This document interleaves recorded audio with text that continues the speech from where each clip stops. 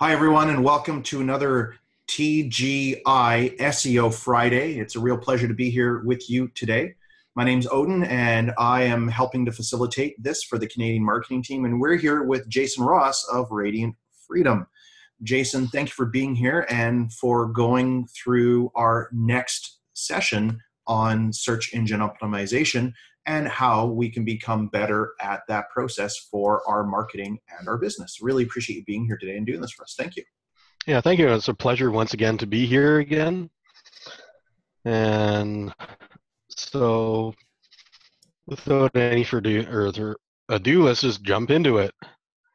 So today we're covering part 2 of lesson 1. Of course, just to recap, in part 1, we went over a broad overview of what search engine optimization is and what the goals of search engines are, and define some keywords. Now, speaking of keywords, this is what we'll be covering in this part of the lesson. We'll be spending the entire time focusing on keywords. So we'll be covering both the historical use of keywords as well as something called topic clusters, which is what we call the modern evolution of keywords. So once again, keywords are the words or terms people use when searching for something in a search engine, such as Google, Bing, or Yahoo. And the traditional idea is if you find the exact phrase people are looking for and use those phrases on your website, the search engines will know you're relevant for that search and put your website on the list. If you use them a lot, then you're very relevant and you'll be ranked higher up the list. So that's the old idea, at least. And here's some of the issues with that. Those that it caused problems with people that would start trying to trick the system using different loopholes. One of which is a process known as keyword stuffing, where you just repeat the keywords many times on the page in a rather artificial way. And it unfortunately also caused problems with bad content that was just not a good read or user experience for visitors. So that in turn led to changes in how search engines rate relevance, including systems for penalizing overuse of keywords, which would be that keyword stuffing we just mentioned previously. So in modern SEO, keyword stuffing will backfire, as most search engines will actually detect that and penalize your website, demoting it down the list and or limiting how high you can rank at your maximum. And again, if you overdo this, you're just creating bad contents that will not engage visitors and you will not get really any benefit from it. So it's taking a little bit more look at the current usage of keywords. Is best used to use them as a guide when selecting what topics to write about. So what you do is you look at, first of all, use them to get a guide as to what people are looking for, how many people are looking for it, and how strong the competition is to get into those coveted top 10 spots. And so ideally what you're looking for is there are a lot of people doing that search and there's weak competition. Generally meaning there's at least one spot in the top 10 that's weak and you could easily replace them. Preferably, you like to find at least 2 or 3 of them that you can replace, that are in a weak position. So we'll get into all that and exactly how you go about rating the keywords, selecting them, and all that in a future lesson when we start looking at how to do the research for finding the right keywords. So then this is just a small overview of keywords then. Yes. Okay, good. Yeah, and this is more going over exactly how and why they're beneficial to you. So, and so basically the way we use keywords now, and especially now in light of recent changes in the Google algorithm, which, of course, as you probably know, Google controls about 2/3 of the online searches, when I last checked. So they're still the dominant force. So really what their algorithm does is really what you want to focus on. And the way their algorithm has been updated around 2017 throughout the year, they were making a bunch of tweaks to it, which means that by 2018, so this year, one of the things that really works well is what's called topic clusters. And here's the idea is you write contents about a bunch of topics that are related to the keywords you want to rank up in. Don't worry about how many times you use those keywords. And then what you do is you write an article that will cover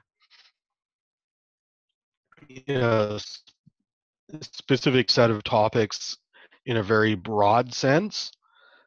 So what it does introduces a bunch of shallow coverage of big topics. Might cover 2 or 3 subtopics or more. And then the idea is that you then expand on those points in other articles known as your child articles, which will cover a single or a small number of the broad topics you brought up in your parent article. And the idea is that once you create your child articles, you then link your parent or pillar article to its child articles. And I'll get into a specific example of this in a few moments. And the child article can link back to the parent article. It can also link to other child articles or sibling articles, if you will, within the same cluster. But you should not link any articles within one cluster to a different cluster. So to give you a general idea of what a cluster looks like, here's sort of a general idea. So you have your pillar article in the center there, which is a broad topic of the cluster. Then you'll have, let's say, topic 1, topic 2, topic 3, topic 4, which will then each expand on the various points made in your pillar article. Now, a child article can also become a pillar article of its own cluster. So, like, for example, with topic 3, maybe you expand on a couple or 3 different things in even more detail that were brought up in topic 3. So now we're going to move on to an example of a specific way that you might use a topic cluster. So let's say you write an article for a health and wellness blog. Your article is titled 3 Keys to Healthy Eating. So the article covers 3 main points very broadly. Doesn't give a lot of details about each. It just sort of introduces the general concept, and that becomes the pillar article of a new topic cluster. Now the author then writes 3 other articles that expand on the 3 main points raised in the pillar. Let's say, for example, what foods to eat, avoid these unhealthy foods, and 5 key nutrients to stay healthy. So now your cluster would look something like this. So you'd have your main article or pillar article in the middle. Then you have those 3 subtopics around the edge. Now let's say for the 5 key nutrients, you decide that, okay, so maybe we should expand on these key nutrients in a little more detail. Then you might write one article about each of those 5 nutrients, talking about them in great detail and what the benefits of them are and where to find them and and what foods, what supplements are good for getting them and so on. And then then each of those 5 articles will become a child of the 5 key nutrients, which will then become a pillar of its own, even though it's also still a child of 3 keys to healthy eating. So does that make sense to everyone? Do you have any questions at this point? It makes sense, but how long is this going to take me to write each of these, to find the keywords, to actually do this kind of stuff? And or if I don't want to do it, how much time should I be budgeting, or money should I be budgeting to have this kind of stuff done? It's because obviously people that are here, we want to have this done. We want to do this for ourselves, right? Yeah, and that definitely is a very valid point to consider, and because generally the best advice I could give with that is for your new contents would be look at a topic that you want to cover, then write your contents about it, and then what you can do is take a look at, okay, so which things, and don't worry about the length of it at this point. just look at, okay, just get all the information down in the article. And then you can look back and say, okay, well, this section is very long, so that's long enough to be an article of its own. So what you could do is cut that out, put that into a separate article, and then put a synopsis of it in your cluster. Or you can write articles about each of these three things. So just start writing ideas and start putting your ideas together. That's what counts. Yes, Okay. exactly. And then what you can do is then, let's say if you have a bunch of articles you're writing about similar topics, so you can then create, so you call your anchor or your pillar article, and just put a synopsis about the other detailed articles. The third way is if you're writing an article that covers some broad points, then you can then expand on those points. So really, this is just another form of marketing under the guise of search engine optimization. Yeah, in fact, now that you mention that, that actually does create a fair bit of overlap with another marketing approach called content marketing. Okay. Because when you're doing your search engine optimization, you're creating contents to establish what you're relevant for, which falls under the umbrella also of content marketing, because blog articles are contents too. So let's talk a little bit about content marketing while we're at it then, and since we're touching on this topic. So the general idea with content marketing is you're writing contents or articles for your blog. Your main purpose in our case is for SEO, but again, these are contents, so content marketing does apply here. So let's take a look at generally the goal of content marketing is you're looking to show value to your readers, as well as demonstrate your expertise and show that essentially you're the go-to expert within your market. And you do that by publishing articles that that demonstrate what you know, and don't be afraid to give away good nuggets of information that will genuinely help people. And don't worry about too much about sales when you're doing these articles, because the whole point of your SEO is pulling in traffic, and the whole point of content marketing is to give value and establish your expertise and build that relationship by building trust and goodwill. Yeah, because ultimately people who want to do it on their own will find the resources, and the people who realize that you're the right person to work with will hire you to do the work that so that they can go and do the other things that are building their business, essentially, right? Exactly. And they'll be more likely to want to hire you if you do the best job of demonstrating you're an expert by sharing your knowledge and showing that you know what you know. Nice. And so some pitfalls to avoid in these articles is don't be too salesy, because that will turn many readers off, as well as it can also diminish the value of the contents you shared, even if it is good, usable contents that people could use. Just the fact that you put in a huge sales pitch into there could actually cause people to dismiss the rest of the value in your article as being part of the sales pitch. Sort of a guilt by association type of deal there. And when people are searching for articles, they're not looking to get pitched at any more than when you go to a live marketing event or a webinar that you're going there to get pitched at for the whole time. So an occasional soft sell is okay. So an example of that might be inviting a person to engage in a two-way dialogue, such as contacting you, commenting on the article, asking questions, and so on.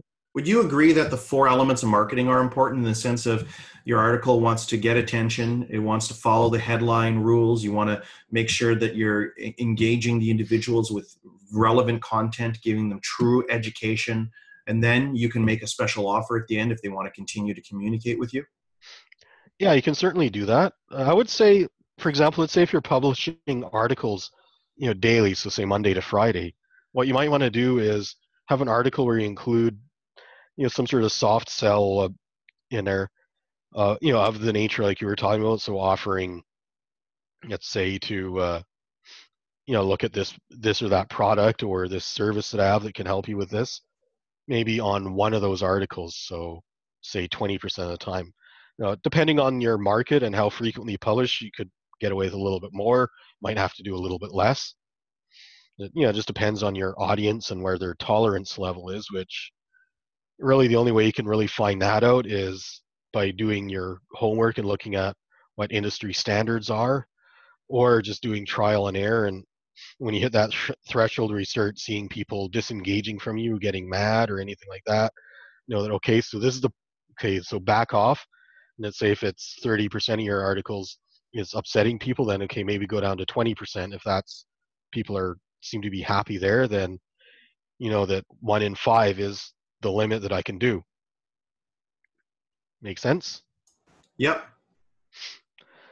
Yeah, so that's sort of the idea. And again, the other times you can do, you know, like soft, not like, buy now type sells, but soft sells where you're saying, leave us a comment to let us know what you think, let us know what other questions you have, or invite the person to contact you or offer them some sort of extra gift for engaging in a two-way dialogue, subscribing, anything like that.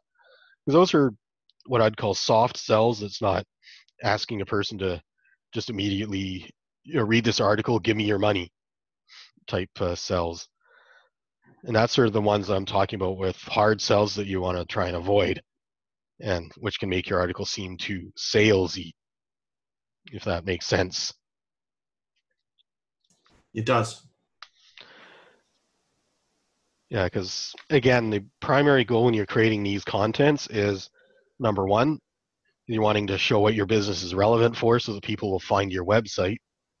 And number two is you're wanting to show your expertise so that, people that see your articles will be more, likely to specifically seek you out, when they have a need for something. So, for example, somebody needs, so for example, going back to our, health and wellness articles, maybe it's a person who's a professional, nutritionist is releasing those articles. And the idea being that someone who comes across that who's having health problems and he wants to find out what role nutrition is playing in it and what role nutrition could play in becoming more well, then that person's read those articles, they've tried some of those tips, tried some of the foods, and found that, their condition has improved a little bit, but they want to get, more results faster, so they contact that nutritionist who wrote those articles, book an appointment ahead, and now become a patient of that expert. And that's sort of the idea, is that you're creating that relationship over time.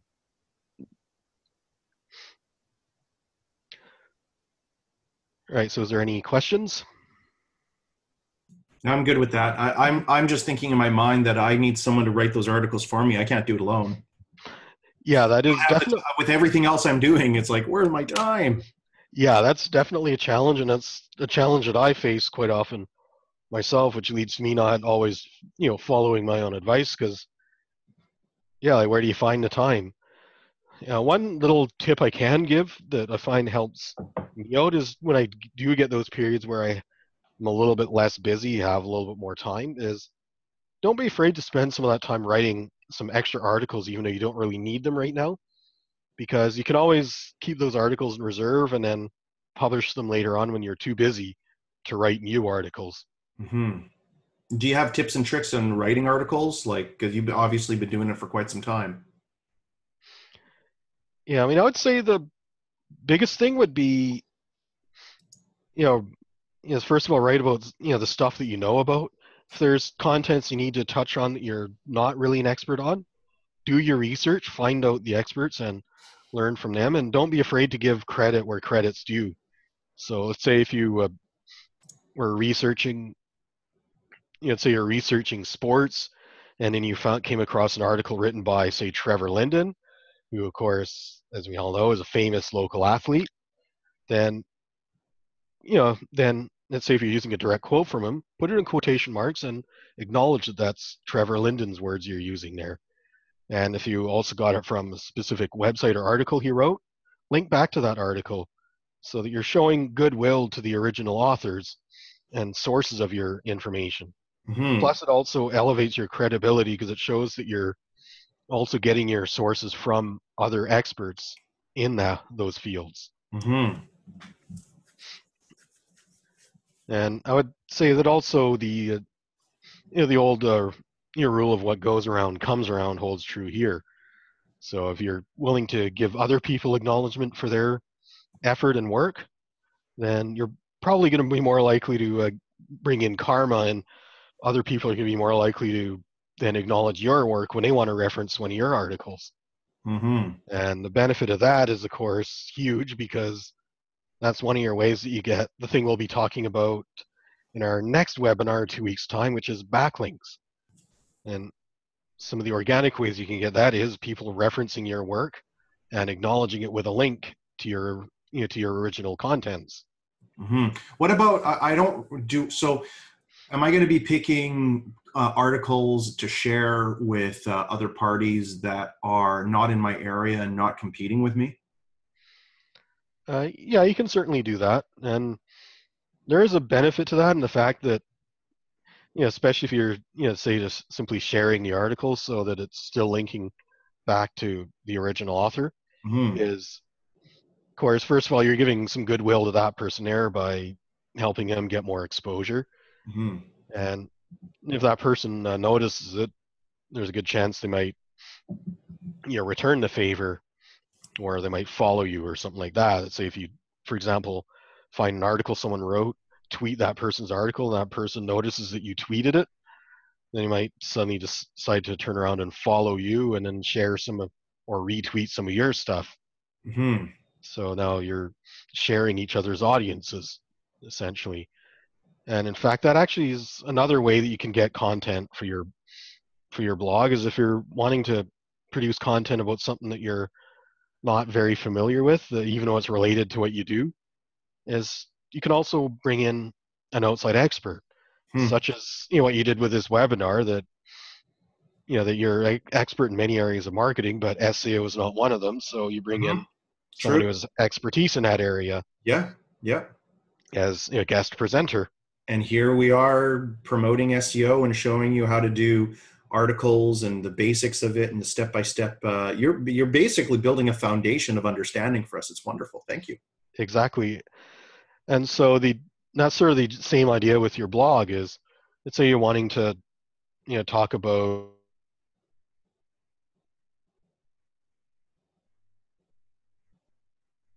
Oh, it looks like hello.